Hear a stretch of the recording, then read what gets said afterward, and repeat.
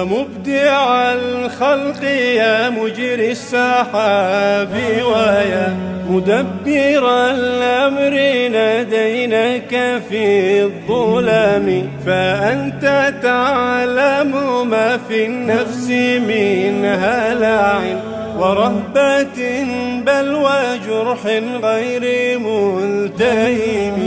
يا شقيقي ويا سمعي ويا بصري لا بأس ما جاك من ضر ومن سقم فادتك كل القوافي خافقات وابشر بخير من الرحمن ذي النعم. لما مرضت فكل الناس قد مرضت من هول ما سمعت من شدة الألم.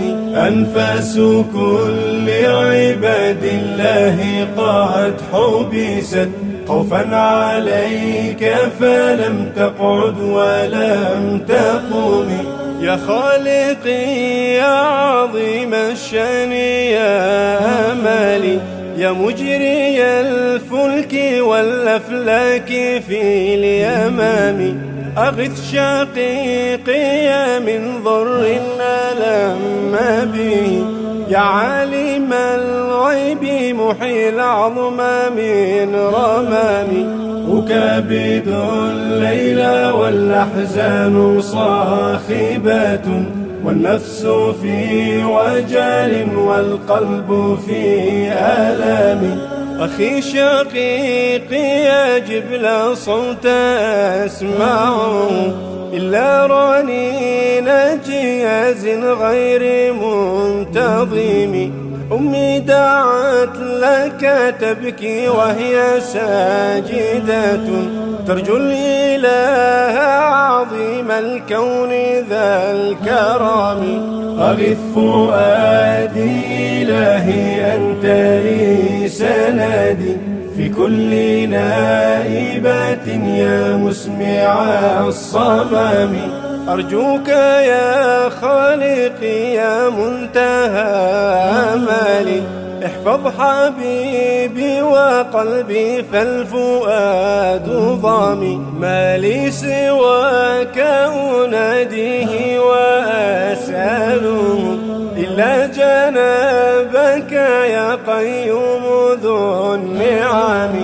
كم سألتني بني اسمع ألا خبر ألا قميص ألا صوت يرد عامي. فقلت يا قرة العينين ابنك في رعاية الله فادعي واسمعي كلمي لا تجزعي لا تنادي غير خالقنا هو المصرف للأقدار والأمم. كل الخلائق تدعو وهي ساجدة لكشف ضرك فالقيوم لم ينام. كل الأكف إلى الرحمن صاعدة تدعوه بالليل بالأسحار في العتم. يا شيخنا لو سمعت الناس إذ لهجت تدعو لكم دعوة المضطر في الظلام. نم يا حبيبي فعين الله مبصرة ترعاك يا شيخ ركنا غير منهدم. فأنت علمتنا الأذكار قاطبة تتلو علينا معاني نون والقلم. وأنت علمتنا علم الحديث فما يزال ذكرك بين العرب والعجم.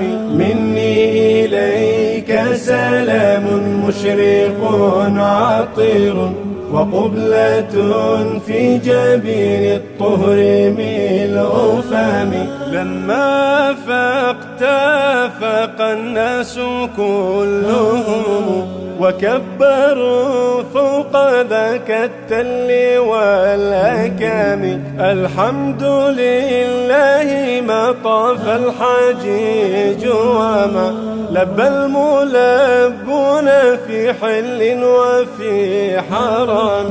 الحمد لله كل الحمد أرفعه إلى المهيمن ذي التدبير والكرم. الحمد لله حمدا لا نهاية فيه، شكري لخالق كل الناس من عدم.